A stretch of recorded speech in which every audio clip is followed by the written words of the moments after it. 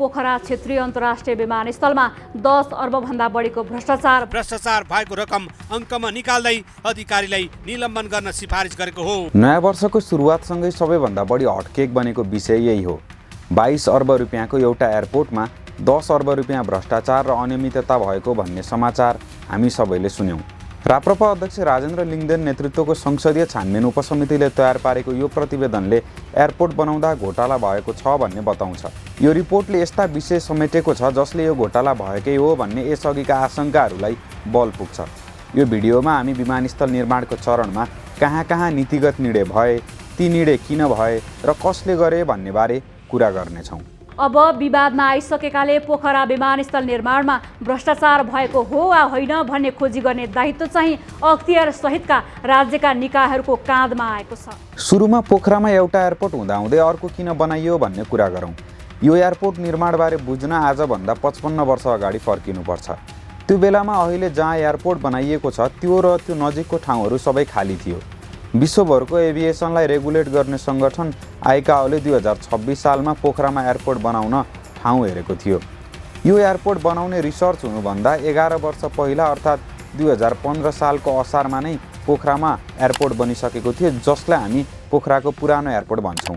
पोखरालाई विश्वसँग जोड्न मद्दत पुग्छ भन्ने उद्देश्यले त्यो बेलामा भइरहेको भन्दा एडभान्स खालको एयरपोर्ट बनाउने भनेर नयाँ एयरपोर्ट बनाउन खोजिएको थियो। पुरानो एयरपोर्टको छेउछाउमा बस्ती विकास भइसकेको थियो र त्यहाँ पर्याप्त जग्गा पनि थिएन, जसले गर्दाखेरि इन्टरनेसनल एयरपोर्ट बनाउन सम्भव भएन।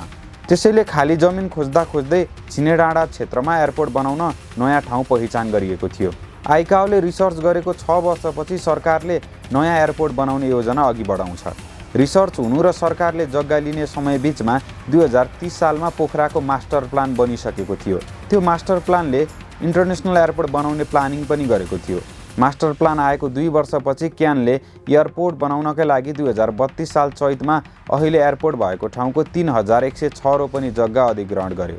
पछि पटक पटक गरेर एयरपोर्ट बनेर सकिँदासम्म 3879 रोपनी जग्गा अधिग्रहण भएको छ। सुरुमा 2032 सालमा जग्गा अधिग्रहण गरेपछि 25 वर्षसम्म त्यहाँ कुनै पनि प्रगति हुन सकेन। त्यहाँ तार बाँधेर मात्र राखियो। यो बीचमा पोखरेलीहरूले सरकारलाई दबाब दिन अनसन पनि बसेका थिए। पोखराका जनताको निरन्तर दबाबपछि 2067 सालमा सरकारले पोखरा क्षेत्रीय अन्तर्राष्ट्रिय विमानस्थल बनाउने प्रोसेस अगाडि बढाउँछ। त्यसपछि यो विमानस्थल निर्माणसँगका सबै अनियमितताका श्रृङ्खलाहरू सुरु हुन्छन्। अर्थात् यो विमानस्थल निर्माणको क्रममा भएका अनियमितताहरू 2067 सालपछि सुरु भएका हुन्। सुरुमा नेपालले 2067 साल कार्तिकमा चीन सरकारलाई विमानस्थल निर्माणका लागि 20 करोड अमेरिकी डलर सहयोग गर्न प्रस्ताव पठाउँछ। यसको अर्को वर्ष 2068 सालमा चीनका तत्कालीन प्रधानमन्त्री हु जिन्ताओको नेपाल भ्रमणमा आउँछन्।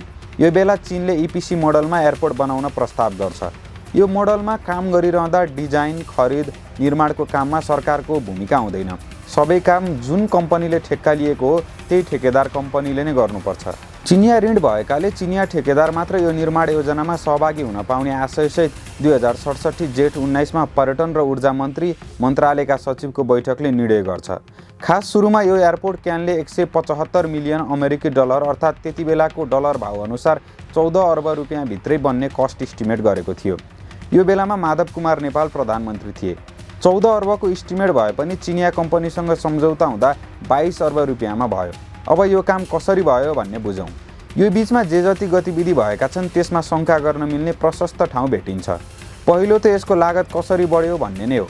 चिनिया कम्पनीले नेपाल सरकारले भने जस्तो 14 अर्ब रुपियाँमा विमानस्थल बनाउन सकिँदैन, हामी सक्दैनौँ भन्ने कुरा बिड हाल्दाखेरि नै सङ्केत गरिसकेका थिए। 3वटा चिनिया कम्पनीमध्ये एउटा कम्पनीले सबैभन्दा कम अर्थात् 305.123 मिलियन अमेरिकी डलर अर्थात् त्यति बेलाको डलर भाव अनुसार 25 अर्ब 32 करोड रुपियाँ हाराहारीमा एयरपोर्ट बनाउन सक्छु भनेर कबुल गरेको थियो।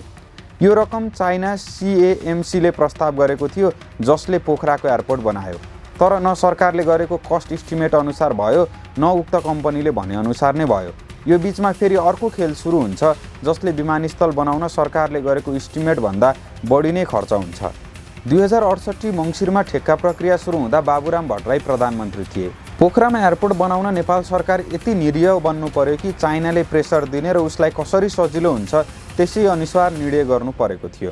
चीनको एक्जिम बैंकले पैसा दिँदा सम्झौता मूल्यसहित सबै फिजिबिलिटी अध्ययन रिपोर्ट माग्छ। नेपाल सरकारले फिजिबिलिटी अध्ययन रिपोर्ट बनाउन चाइना CAMCलाई 2069 साल फागुन 15 मा आग्रह गर्छ। यसपछि चाइना एयरपोर्ट कन्स्ट्रक्सन कर्पोरेसनले फिजिबिलिटी रिपोर्ट तयार पार्छ, जसमा क्यानको सुरुको रिपोर्टमा भन्दा पूर्वाधार थप आवश्यक पर्ने देखाइन्छ। सिमेन्ट, कन्क्रिट, रनवे, ट्याक्सीवे, पेभमेन्ट र 4वटा एरो ब्रिजसहित अरू पूर्वाधार चाहिने भनिन्छ। नयाँ स्टडीले पोखरा एयरपोर्ट बनाउँदा भ्याटबाहेक 264 मिलियन अमेरिकी डलर अर्थात् त्यति बेलाको डलर भाव अनुसार 23 अर्ब हाराहारी रुपियाँ लाग्ने देखाउँछ। चाइनाकै कम्पनीले गरेको स्टडीले भने जस्तै विमानस्थल निर्माणको खर्च बनाउन अब सरकार नै लाग्छ। 2070 भदौ 25 मा नागरिक उड्डयन प्राधिकरणले सर्वोच्च अदालतका पूर्व रजिस्ट्रार डाक्टर रामकृष्ण तिमुल सिन्हाको नेतृत्वमा एउटा समिति बनाउँछ। यो त्यही समिति हो जसले विमानस्थलको लागत 215.965 मिलियन अमेरिकी डलर अर्थात् 22 अर्ब रुपियाँमा बनाउन सकिने प्रतिवेदन बुझाउँछ। यसरी नीतिगत हिसाबले कुनै निर्णय गरेर अरूलाई फाइदा पुग्ने काम गरिन्छ भने यसलाई नीतिगत भ्रष्टाचार भनिन्छ। अब यो नीतिगत भ्रष्टाचार हुँदा त्यहाँभित्र के खेल भयो भन्ने अर्को कुरा हो। 2069 मा कहिले चिनिया कम्पनी, कहिले सरकारले बनाएका समितिले जे रिपोर्ट बुझाए त्यो विमानस्थलको लागत बढाउनलाई गरिएको नीतिगत भ्रष्टाचार थियो। क्यानको लागत इस्टिमेटमा अस्फाल्ट, कन्क्रिट, पेभमेन्ट प्रयोग गरेर रनवे र ट्याक्सीवे बनाउने भनियो। तर यो समितिले बनाएको रिपोर्टमा सिमेन्ट, कन्क्रिट, पेभमेन्ट प्रयोग गर्दा खर्च बढ्ने प्रस्ताव गरियो, जुन कुरा ठ्याक्कै निर्माण कम्पनीको प्लानिङसँग मेल खान्थ्यो। यो खर्च बढाएको देखाउँदा पोखरामा धेरै पानी पर्ने भएकाले सिमेन्टेड रनवे र ट्याक्सीवे बनाउन उचित हुने सुझाव दिइएको थियो। यो प्रतिवेदन आएपछि यसले दिएको सुझाव अनुसार नै विमानस्थल निर्माणमा हुने लगानी बढाउने प्रस्तावलाई निर्णय गर्ने अर्को खेल सुरु हुन्छ। क्यानको 2070 कार्तिक 29 मा बसेको सञ्चालक समितिको बैठकमा यो प्रतिवेदन पुग्छ। बोर्ड बैठकले विमानस्थलको लागत 215.965 मिलियन अमेरिकी डलर अर्थात् त्यति बेलाको बजार भाउ अनुसार 22 अर्ब रुपियाँ हाराहारी बनाउने सुझावलाई अगाडि बढाएर ठेक्का प्रक्रिया टुङ्गो लगाउने निष्कर्ष निकाल्छ। लागत इस्टिमेट बढाउने यो सबै खेल हुँदा देशमा जननिर्वाचित सरकार भन्ने थिएन। यो बेला सर्वोच्च अदालतका प्रधान न्यायाधीश खिलराज रेग्मी नेतृत्वको मन्त्री परिषद थियो।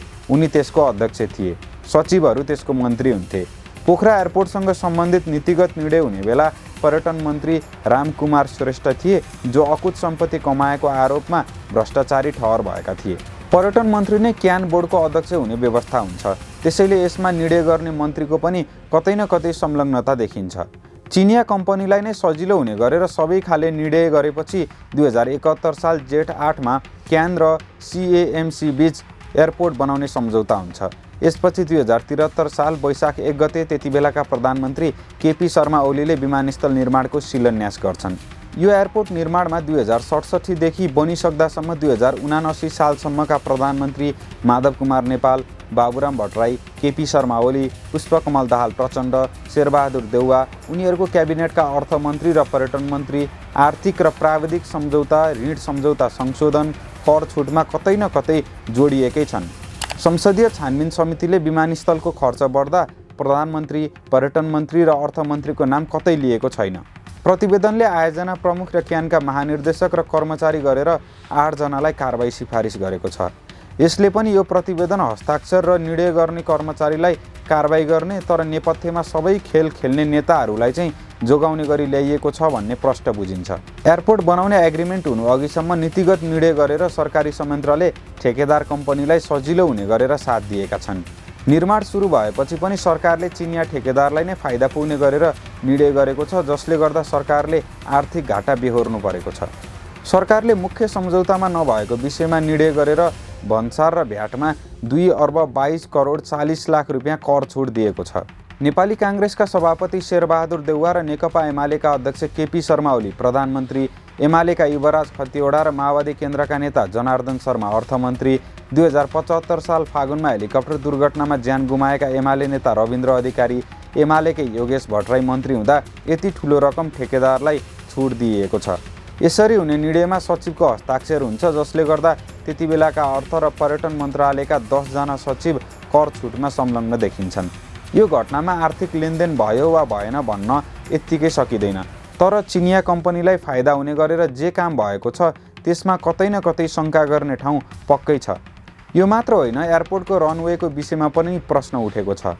क्यानले एयरपोर्टको रनवे 3000 मिटर बनाउने भनेर आफ्नो योजना बनाएको थियो। तर जब यो एयरपोर्ट बन्यो, इपिसी मोडलमा सम्झौता भएपछि ठेकेदार कम्पनीले 2500 मिटरको मात्र रनवे बनाएको छ। एयरपोर्टको छेउमा रिठेपानी भन्ने एउटा डाँडा थियो जुन प्लेन ल्यान्ड गर्नलाई हटाउनै पर्ने थियो। ठेकेदार कम्पनीसँगको सम्झौतामा निर्माण सम्पन्न हुँदासम्मको सबै खर्च निर्माणको जिम्मा लिनेले नै गर्नुपर्ने भनिएको थियो। तर उक्त डाँडा कटान गर्न 32 करोड 2 लाख रुपियाँ अर्कै कम्पनीलाई दिइएको छ। एयरपोर्ट निर्माण भएको ठाउँमा माटोमा पनि सरकारी अधिकारीहरू चिनिया निर्माण कम्पनीप्रति निकै लचिलो देखिन्छन्। रनवेको हाइट घटाउँदा निस्केको माटो एयरपोर्टमै प्रयोग गरिएको छ, जसले गर्दा निर्माण कम्पनीले ग्राभेलमा खर्च हुने भनेर इस्टिमेट गरेको $8064 अमेरिकी डलर बचत भएको छ। ठेकेदारले सम्झौता गर्दा इन्धन भण्डारण गर्न आवश्यक भण्डारण स्थल बनाउने पनि भनेको थियो। यसमा $2,20,000 अमेरिकी डलर खर्च हुने अनुमान रहेकोमा त्यो काम नै नभएको सार्वजनिक भएको छानबिन प्रतिवेदनमा देखिन्छ। पोखरा एयरपोर्टसँग सम्बन्धित 2067 सालपछि जे जति घटनाक्रम भएका छन् त्यसमा धेरै काम नियमसङ्गत छैनन्। ठेक्का लगाउने एउटा प्रक्रिया हुन्छ, तर सरकारले एउटा कम्पनीलाई दिनकै लागि वार्ताको माध्यमबाट सम्झौतासम्मको प्रक्रिया अगाडि बढाएको छ। कुनै बिडको एउटा निश्चित रकम तोकिएको हुन्छ, त्यसभित्र कसैले बिड हाल्दैन भने फेरि नयाँ ठेक्का खुलाउनुपर्छ। पोखरा एयरपोर्टको बिडिङमा निर्धारित भन्दा दोब्बरको प्रस्ताव परेको छ, तर पछि अर्को ठेक्का नखुलाई सहमतिको नाममा ठेक्का लगाइएको छ। यसपछि रनवे, रिठेपानी डाँडा कटान, रनवेको गेग्र्यान, कर छुटमाथि प्रश्न गर्ने प्रशस्त ठाउँ छन्, किनकि यी काम सम्झौता अनुसार र नियम अनुसार देखिँदैनन्। चीनको प्रेसरमा उसले चाहे जसरी नै सबै खाले निर्णय भएका छन्, त्यसैले एयरपोर्ट बनाउँदाका धेरै काम खेयर छैनन्। हामीले छानबिन गरेर प्रतिवेदन बनाउने, तर त्यसपछि त्यसलाई कार्यान्वयनमै नलगेको देख्दै आएका छौँ। आज मैले कसैलाई कारबाही गर्दा भोलि मेरो विषय पनि बाहिर ल्याइदिन्छन् कि भनेर ल्याइने यस्ता प्रतिवेदनले भ्रष्टाचार र अनियमितता गर्ने हाई लेभल पोलिटिसियनको मनोबल झनै बढाउँछ। त्यसैले प्रतिवेदन थन्काएर राख्ने वा कर्मचारीलाई मात्र कारबाही गर्ने नेताहरूलाई जोगाउने काम हुनु हुँदैन। जनताले तिरेको ट्याक्सबाट तलब भत्ता र सेवा सुविधा लिने, त्यसपछि अरूको इसारामा चलेर देशलाई नै घाटा हुने काम गर्ने सबैलाई कारबाही हुनुपर्छ।